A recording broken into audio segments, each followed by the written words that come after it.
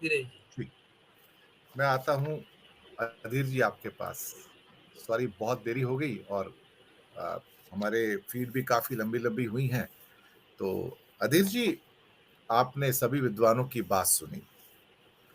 इस दुनिया में इस समय 90 टैक्स हेवन्स हैं। कितने सर? 90 कंट्री हैं जो टैक्स हेवन्स के रूप में अब जाने जाते हैं।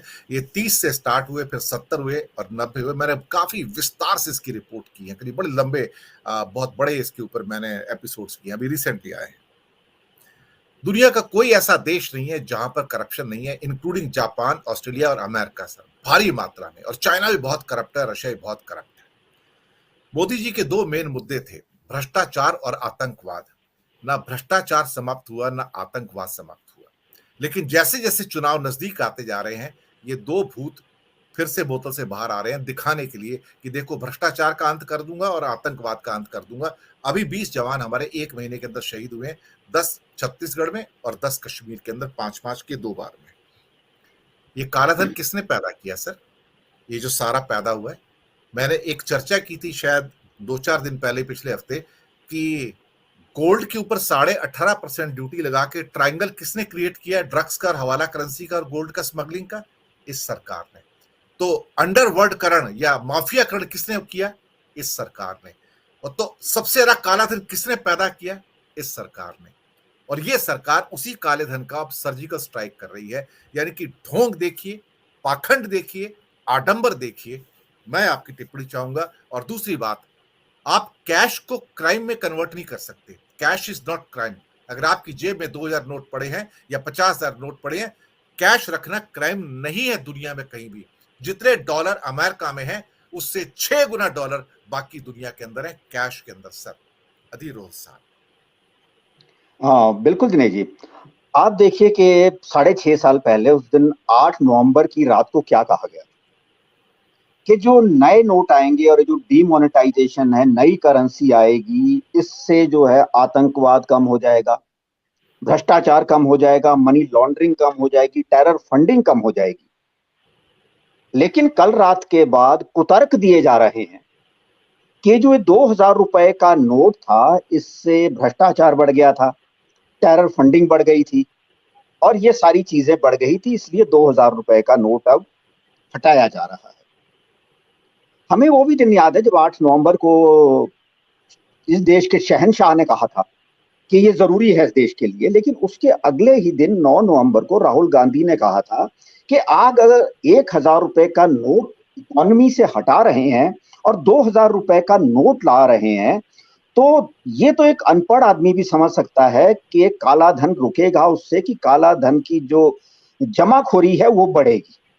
तो वो सारी चीजें इन्हें समझ नहीं आई, क्योंकि इन्हें समझ नहीं आ सकती। और धनंजय भाई की जो नाराजगी है वो उससे मैं बिल्कुल सहमत हूं कि इन लोगों को जितने भी अब उपमाओं से अलंकृत किया जा सके मर्यादा में रहते हुए, ये उस काबिल हैं। ये ऐसे लोग हैं, पता नहीं कहां से आ गए हैं।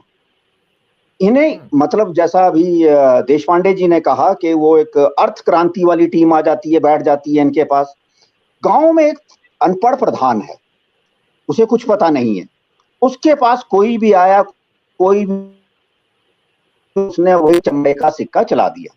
हमारे देश के प्रधानमंत्री का वही हाल है।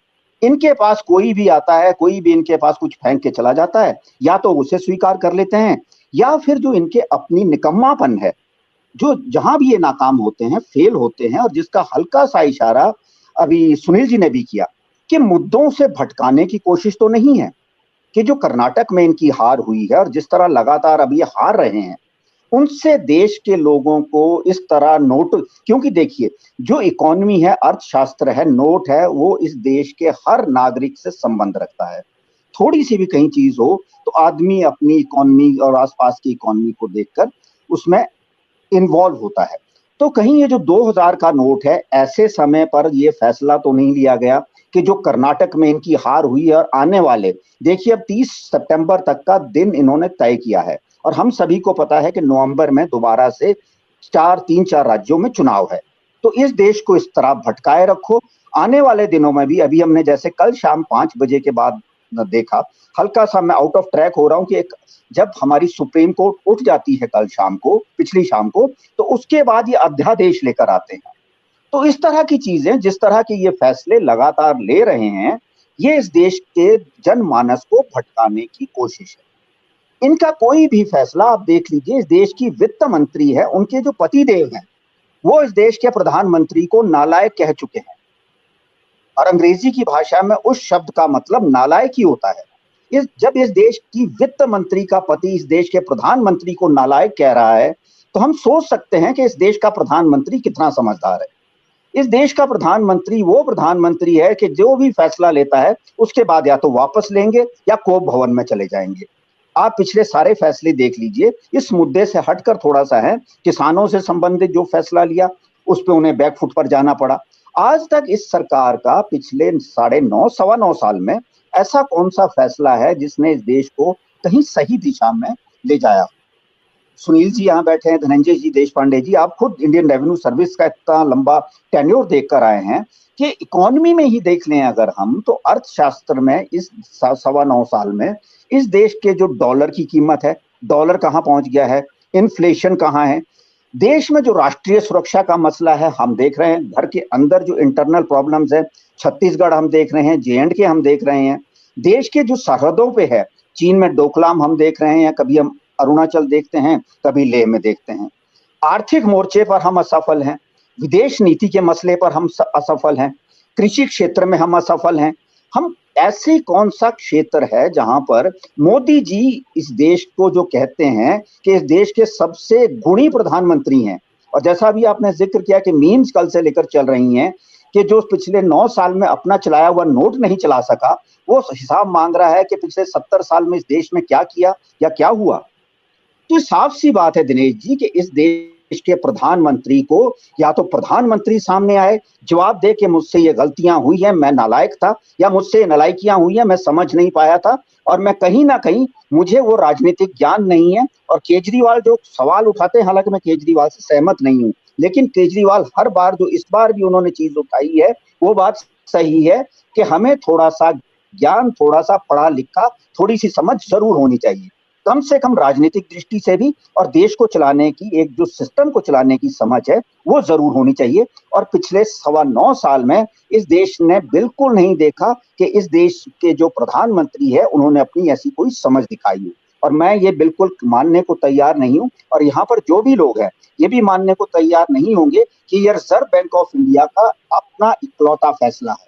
ये फैसला रिजर्व बैंक अकेले नहीं ले सकता, इस फैसले के पीछे भी पूरा मोदी जी का दिमाग है। अब चाहे उस फैसले के पीछे उसका कोई राजनीतिक कारण हो या आर्थिक कारण हो, जो उसका हमें आने वाला जो मकसद था वो आने वाले दिनों में पता चलेगा।